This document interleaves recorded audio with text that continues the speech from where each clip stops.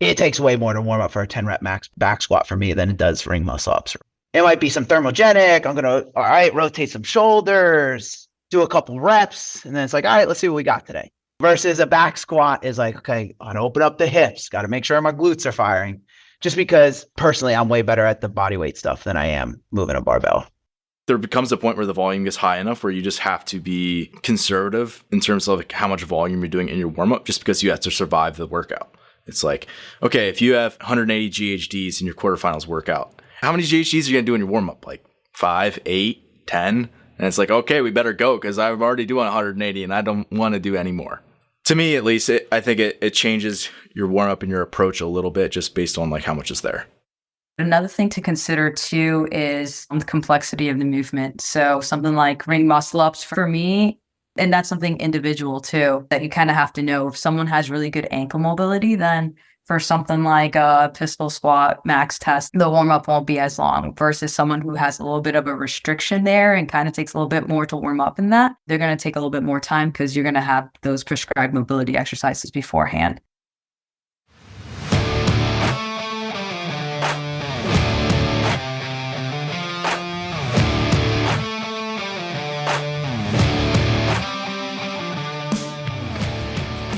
The Fitness Movement is brought to you by Zor Fitness. We offer coaching and individualized program design, as well as educational content for coaches and athletes. It's all at one place, zorfitness.com. Welcome back. Today we're going to be talking part 2 of our rep max testing. First part was sort of geared towards 1 RM, 1 rep max, and very low rep maxes. And more so weightlifting geared. This one's going to be more focused around the body weight tests, and by the nature of that, meaning that we're going to do multiple reps at whatever we're doing. So either a rep max or having a set amount for time or an AMRAP of a certain movement. So basically the examples we're going to be using is like for us, we use a 5-minute strict handstand push-up test. We use things like 30 ring muscle ups per time, and then contrasting that to like a rep max of each of those. So again, we're going to be kind of tying this back to our previous conversation just because we're going to be looking at how our warm-ups and execution of these things differ from rep maxes in weightlifting. So first of all, Day, how would you think about warming up differently for a gymnastics-based test where you're going to be probably doing like at least, let's call it 15 plus reps of something versus like a 1 rep max in weightlifting or like a low rep max? Yeah. One thing I'll keep similar is like that thermal warm up, some active mobility things to kind of get the body prepped. So that's definitely going to be something that I'm going to keep the same amongst the two. What I'll start to change in terms of warm up for those are adding in like derivatives of the movement. So for example, if I'm doing ring muscle ups, I'll do like low ring transitions or something like that. Something that is a derivative of the movement to kind of get the certain body parts kind of greased up and oiled up and ready to go for that. And just like kind of mimic that, break the movement apart, maybe strict ring dips, things like that. So those would be like the biggest focuses I would do that obviously you don't do with the weightlifting. So those are the biggest changes between the two. Yeah, in my mind, it's like if you're doing like some of these body weight tests, it's like they're sort of like binary where you either like do it or you don't. Whereas like weightlifting is very easy to be incremental with it, where it's like you snatch with 20 kilos, then you go to 95 pounds for us Americans, right? 115, 135. You keep like building linearly up. Whereas like a ring muscle up, there's no easy way to do that, right? Like you are basically forced to do, as you said, like derivatives of the movement, where it's not like you either do the ring muscle up or you don't. Well, it's like, well, sort of like you can sort of do like this low banded, transition. You can do ring dips, you can do strict pull ups or kips, right? So like you basically break down the pieces of the movement so that you can make it more like lower barrier to entry, like warm up style things. And before you actually go to do the movement itself. Is there anything you'd be adding to that list of considerations while warming up, Chris? No, I think that makes sense. I think for me, right, like, there's also for me a lot of like joint opening, I'll say. Maybe I mean, with the snatch in particular, you take a lot of joint opening, but for a lot of the other lifts, let's use the clean or like a back squat, right? You want to open your hips and stuff like that. But I feel like for me, making sure your lats and shoulders are loose so you can get like a full arch in a kipping in a bar muscle up or something like that is super important. And maybe I don't need as much of like a expansive warm up, like you said, where it's like incrementally building up as you do in the gymnastics portion movements. Because there's only so far you can break it down before building fatigue, right? Like if I'm building to a max snatch, and let's say it's not, but let's say I can snatch 250, right?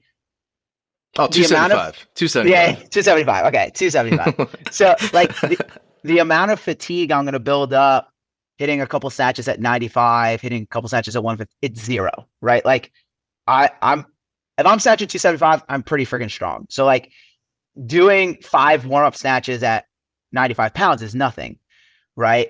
Whereas if I could do 20 ring muscle ups, yes, doing 5 to 10 ring muscle ups in warm up is not going to fatigue me, but relative to the example I just gave in the snatch, it is going to be a higher level of fatigue, right? So you have less build up and kind of trying to figure out, and a lot of it is making sure your joints are open and ready to go, so that when you in earnestly jump up, you're prepped to just start ripping away at reps. Yeah, and also like what Chris is mentioning, like if you're snatching 275, then when you're warming up with 95 pounds, obviously it's super light for you. So like that relativity that's there with weightlifting, where we use percentages. With like gymnastics movements and body weight, that's where I would go more with like, okay, if you can do 30 handstand push-ups in a minute or whatever, I don't know, then 5 is not going to be a lot versus someone who could only do 8 to 10 in a minute. So kind of having percentages so you have in mind of when you're building up to it to kind of get a feel. Once you're fully warmed up and doing like practice rounds, essentially, like knowing how much is a lot and a little, and not fatiguing too early before you actually start that test. Yeah, that's a great point, because it's like, let's use your example, Day, of like strict handstand push-ups, right? No matter how strong you are, you can find a percentage of your lift and warm up at that, right? And so it's like, whether you are snatching 100 pounds or 300 pounds, 30% is 30%. And it's like, that's not hard.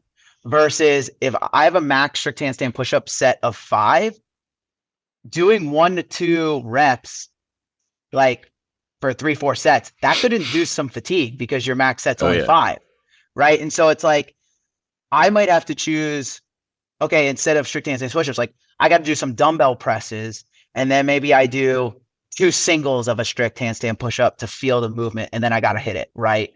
Versus someone who can rip out 30 unbroken, then it's like, okay, I can find true quote unquote percentage sets off of that to a certain degree. But you're right. If you have a lower max rep range, it does not correlate well at all to like a weightlifting, because you can always find a percentage no matter what weight you're lifting. Yeah. And that's just the case with CrossFit as a whole, is like people who are just tolerant and just better at the movements, so they can do more of them unbroken. Like for like that, especially that body weight stuff, it's like, they can just be better prepared for the test, not only from like the perspective of they can do it better when they're actually in the test, which is obvious, but then they can also warm up effectively for it because they can actually just do the movement because it's not challenging for them to do it. Like if we've got somebody who can strict press crazy weight, like we were just talking about Sam, strict press in 235, it's like if you can do that, then you could just do a bunch of strict handstand push-ups to get warm for handstand push-ups, and that's like the best warm-up you can do. Whereas like if you're the person with the rep max of 5, yeah, I mean, you could do it, but it's like you can only do a few singles, and then you got to actually go into the thing. So it's like you're just not going to be as primed to do the actual movement itself. And again, you can do stuff that is going to help drive blood flow and like build that pattern and like grease it, like Day said, before you actually go into it. But there's still nothing like actually doing the movement itself. But there's no good way of doing that unless you've just gotten to the point where you're that good at those movements that you can just do them. Mm-hmm. So for each of you guys, I'm curious for both of you, would the amount or the intensity of any sort of like cyclical warm up or like primer for like metabolic work be different for like a 3RM back squat versus like 100 chest to bar for time or something? Yeah, I think in general, right? Let's just talk in generalities for a second. I think in general, if you were to look at training, right, and look at it firstly from a metabolic standpoint, the amount of warm up I need increases with the level of intensity, right? So Fran, right, 2159 thrusters and pull-ups. If I'm truly going to prime myself for that workout, for some people that workout is sub 2 minutes, believe it or not, right? For other people who are pretty good at CrossFit, you're looking at like 2 to 2:30, maybe a shade higher. That's really fast. And if anyone's done that workout before, like it hurts so bad that in order for you to truly be primed to hit that intensity, you actually have to warm up longer in order to do that versus a 60-minute, 60% cyclical workout. Like depending on the movements in that, you might have to warm up actually 0 minutes going into that workout, right? And I think preferably. Yeah, right. And I think general rule of thumb that also applies to lifting. Not that you'd have to warm up 0, but the warm up for a 1 rep max is much longer, in my opinion, than the warm up for a 10 rep max, right? Because the intensity there is lower. So I don't have to prime my CNS as much. It's way more muscular there. And your central nervous system takes longer to warm up for most people. Might vary based on age, but those old folks, they got joint issues. But generally, the higher CNS demand, the longer it takes to warm up. With gymnastics, it's slightly different because even a rep max isn't like a super central nervous system demanding thing. If you can do the movement fairly efficiently, it's not like you come out of a rep max like foggy headed, right? Like, and I say that like, I think we've all done a rep max day and you like later in the day, you're like, I could use a nap. It's like, that's a central nervous dump. And so when you do a rep max in a gymnastics workout, you don't get that. It's mostly muscular, right? Assuming your movement patterns are efficient. And so there is some slight difference there, but I will say that I do think, at least for me, like if I'm doing a rep max of ring muscle ups, my warm up might take longer than if I'm doing, call it 30 for time and I have to do 5, sets of 5 every single time, right? Like you can get warm and feel good. And for me, let's say 5 reps is 1/3 of my max set. It's relative to what we were just talking about, right? Like I don't have to warm up as long for that workout than I would the max set. Yeah. All right, I'll come back to that. Day, you want to take a stab at that? Yeah. So again, like piggying off of what like Chris was saying with, intensity and all that stuff. I do think that's something to consider in the warm up is if you're going for a 1 rep or whatever, something that requires a lot of CNS, longer warm ups. But another thing to consider too is the complexity of the movement. So something like ring muscle ups for sure. Like for me, that and like pistol squats for me, just because like my ankles and knees just are cranky and take a little bit of time. So, and that's something individual too, that you kind of have to know. If someone has really good ankle mobility, then for something like a pistol squat max test, the warm up won't be as long versus someone who has a little bit of a restriction there and kind of takes a little bit more to warm up in that. They're going to take a little bit more time because you're going to have those prescribed mobility exercises beforehand. And I know ring muscle ups is definitely one of those where, like a lot of people have a hard time with especially at the turnover, that kind of stretched out position that you feel in your pecs and like delts. So that's definitely something that will require a little bit more warm up. And another thing too, like what Chris was mentioning, is like it's not intense in terms of the demands of how much load it is, but more of like the muscular endurance demands too. So kind of getting a feel for that in the warm up, like how much demand is this on my body? I have to do a 5-minute AMRAP of handstand push-ups and kind of calculate in your warm-up somehow how much, like get that estimate and how much demand that's going to be on that upper body. Because I think with those gymnastics and body weights, that's the main thing. You'll feel it in some centralized part of your body, especially like I think in one podcast we talked about, or was it one of the name games about like the rope climbs, right? It's like, it's not that you can't do it anymore. Physically, it's just like, you're just going to feel it in your forearms, and like that grip strength is going to be gone, and that pulling is just like no longer there. And we've seen it time and time again at like, at competitions where like someone can physically do it. They have the energy. It's just like that centralized part of their body, whatever it is, depending on movement, just gives out, and they just constantly fail. And you'll see that a lot with the handstand push-ups and the ring muscle ups too. So in the warm-up, kind of gauging that feel within that. Yeah. One of the things that in my mind, if it's like a rep max of these gymnastics movements, like for example, if it's a rep max of ring muscle ups for someone who's pretty proficient, that'll definitely get metabolic, and that would be very different in my mind than if it was like 200 for time for someone who's very efficient, right? Like 200 for time, you're like, oh, I'm probably gonna rip my hands doing this. I'm probably gonna be sore for like a month.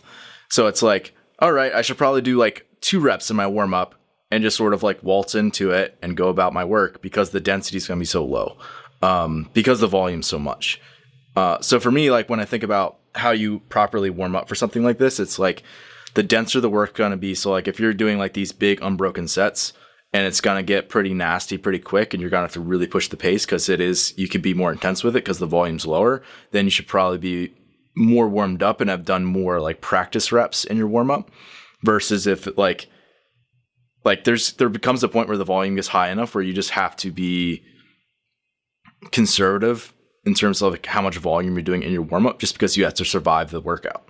It's like, okay, if you have 180 GHDs in your quarterfinals workout and you didn't have access to it because you didn't have a CrossFit facility at the time. I'm raising my hand. It's like, how many GHDs are you going to do in your warm up? Like 5, 8, 10? And it's like, okay, we better go, because I'm already doing 180 and I don't want to do any more. It's like, I'm just trying to survive it at that point. Right. So to me, at least, I think it changes your warm up and your approach a little bit just based on like how much is there. For sure. Yeah, totally agree. How might it be different building up to, let's say like,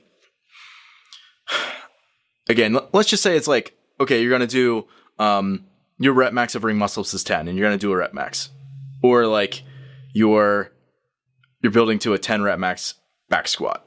So like the reps are the same. You're doing 10 reps each.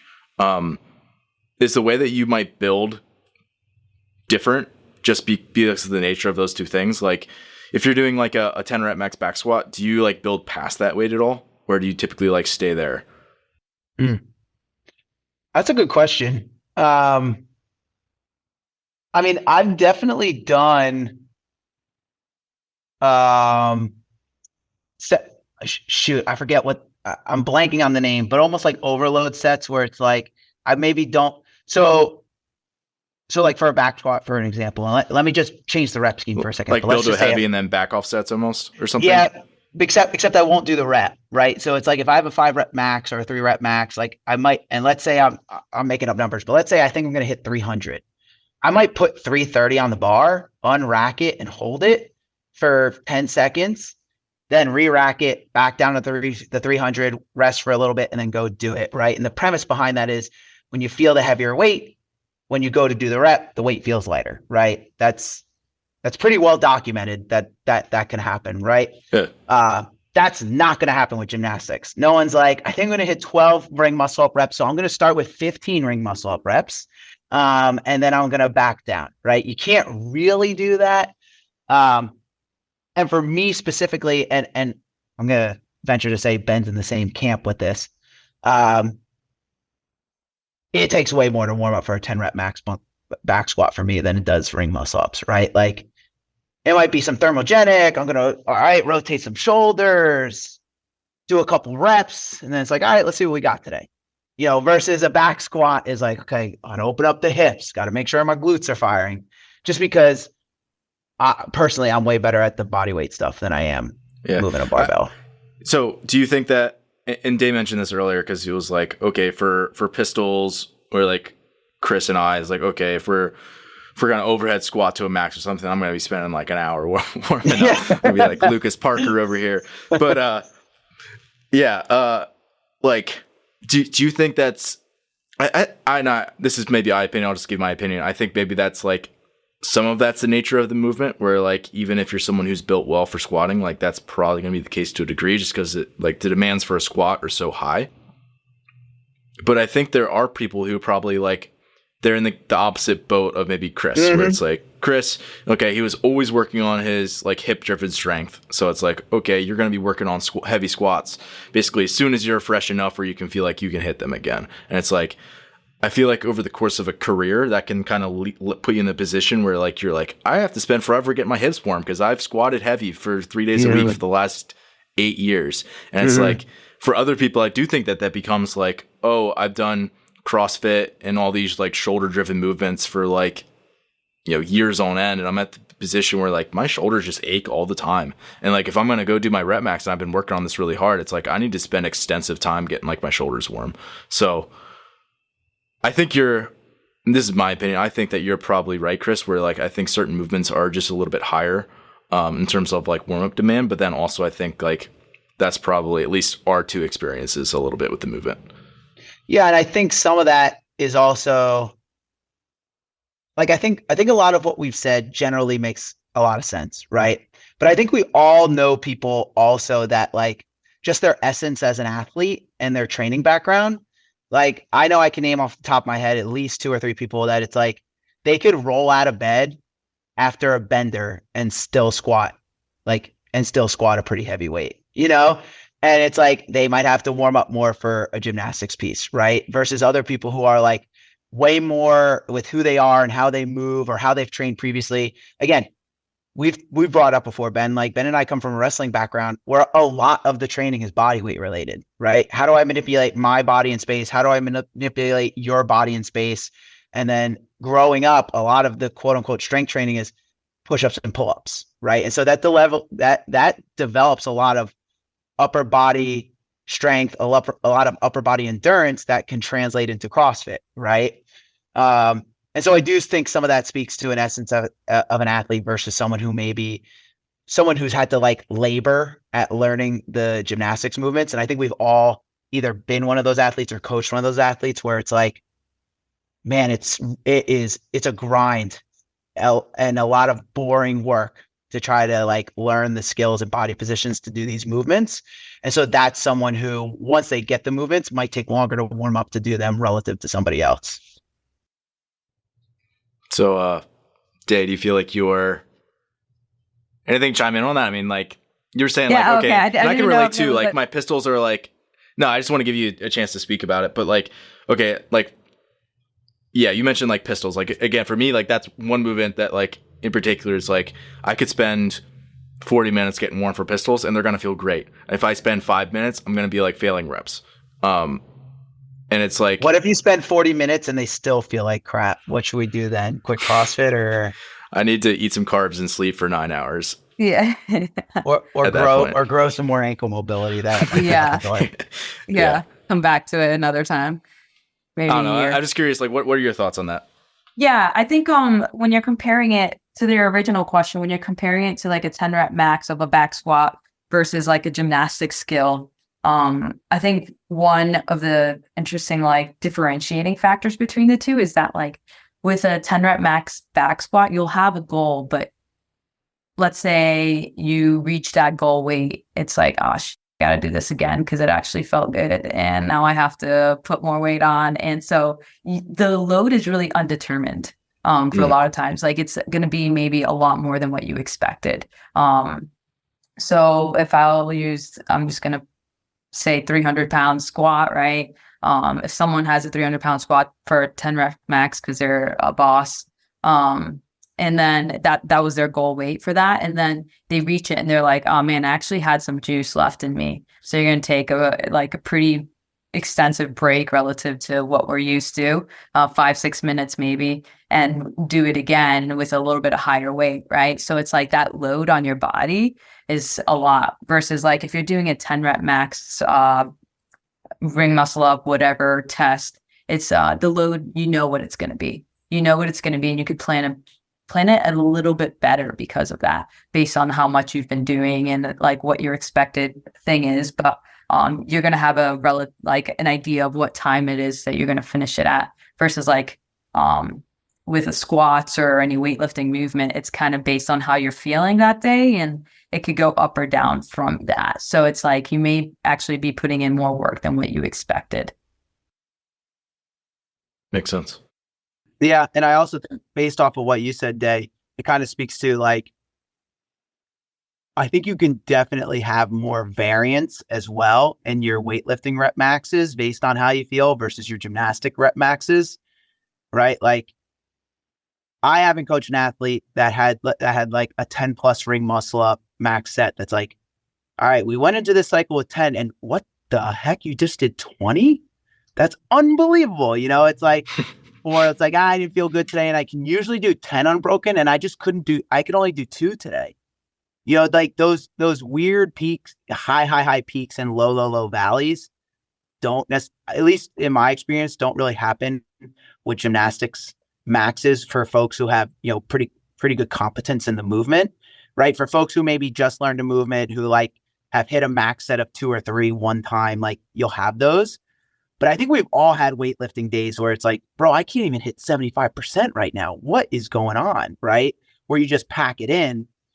And I think we've all had days on the other end where it's like, I don't know how I PR'd by that much. Like I feel unbelievable today. So yeah, that can definitely lead to more variance in testing than necessarily a gymnastics rep max. Yeah. And I think this, again, my opinion of that would be like, that's probably happening more frequently because freshness of nervous system, especially with like training for CrossFit, it's just like, it can just be all over the place, frankly. Mm-hmm. You do hard energy systems training and you like try to go do your percentages the next day and you're just like, you just feel flat. Mm-hmm. Whereas like the muscular endurance qualities are usually still there. Like, unless you got like, maybe the exception to that would be like, okay, you did like Murph and then like the next day you try to do like a max set of strict handstand push-ups and you've like DOMs. It's like affects the local muscle endurance. But like generally that's not happening near as much because like athletes will tell you that. Whereas like the nervous system thing could be like a little bit more sneaky. Mm-hmm. And I would pray to God you have a coach that isn't programming max strict handstand push-ups the day after Murph. And if you do, as an athlete, from just public service announcement, you might want to rethink some things if that's what's going on. Time for divorce. Yeah. One more thing that I thought of, and we'll probably wrap this up here, but is like, okay, if we would take this to like the cyclical side of things, okay, let's say we have somebody doing a time trial. They're doing a 5K time trial run. It's like, likely they're going to do like their calisthenics, get all the joints prepped, do all that stuff, and they're going to go through some like, obviously they'll spend some time running, but then they'll do some intervals or like strides at or likely quite above race pace. And that's something like that I was sort of alluding to with Chris before, is like, okay, if you're going to do like, you know, AMRAP deadlifts at 315, would you build to like 365 for a few singles first? I'm like, maybe. Whereas like, are you going to like put on a vest and do your strict handstand push-ups? Like do a few reps? Probably not. Mm-hmm. But like, to me, like when I'm thinking about that, like what my variations of that look like, I'm like, okay, if someone's very highly proficient at muscle ups, they might start to tweak things in the warm-ups a little bit to tailor to variation to basically make that movement almost like more challenging or like more demanding to then make it easier when they actually start the thing. With the same concept of like that time trial example, like race pace feels easier because you warmed up slightly above race pace. Whereas now it's like, okay, I do my ring muscle ups and I turn over really high, where I do my bar muscle ups and I really exaggerate like my push down. Things like that, where it's like, you're basically doing a slightly more challenging variation of that to prime yourself to then like be smooth and efficient and economical when you actually go to do the test. Yeah, makes sense. That's a hard thing to coach though. It's also a hard thing to execute on sometimes. Yeah, I think the hardest part with executing something like that is like, it depends if someone like has experience with running and all that and knows what their like paces are. And then if they're able to calculate that, like, let's say if they're on a track or versus like not on a track, right? That's one thing. Or if they're on an assault runner. But another thing too is like if you do like a heart rate version of that, kind of like going at a certain heart rate, I think it'd be useful to do for running, especially, like kind of get a feel for the heart rate. Cause like you could base a lot of a time trial off of that, making sure that someone stays within that range or what range they want to go to and getting a feel before they go into that. So there's like a lot of variables you could do with like different time trials in a cyclical sense. Mm-hmm. Yeah. Obviously, like there's a lot of nuances depending on how advanced or beginner the person is. But I think when you have a person in front of you, that makes things a lot easier in general. Like it's much easier to figure out like, okay, this person's a beginner and I'm giving them, this, or relatively beginner, they have like 2 strict handstand push-ups in a set. It's like, okay, we're going to do the 5-minute test of strict handstand push-ups to set a baseline. And you're going to do like 1 to get warm. And then you're just going to do the 5 minutes to see how it goes. Versus like the person's like retesting this like 5 years down the road and they're an advanced athlete. It's just like your understanding of them as a coach, their understanding of the task based on like just their experience of going through all kinds of work. Like it just shifts over time and it becomes much more straightforward in how they're going to attack it. Whereas like if you're just starting with that blank canvas that you're like always starting with is like, a podcast like this is tough to like say like, be very specific about things. But in my experience, it's always easier when you got somebody in front of you. Yeah, for sure. That being said, if you guys have questions, we're here. So what we do is we help people. So Day, Chris, Ben at zorfitness.com. That's each of our emails. Reach out to us if you got questions. Till next time. Till next time.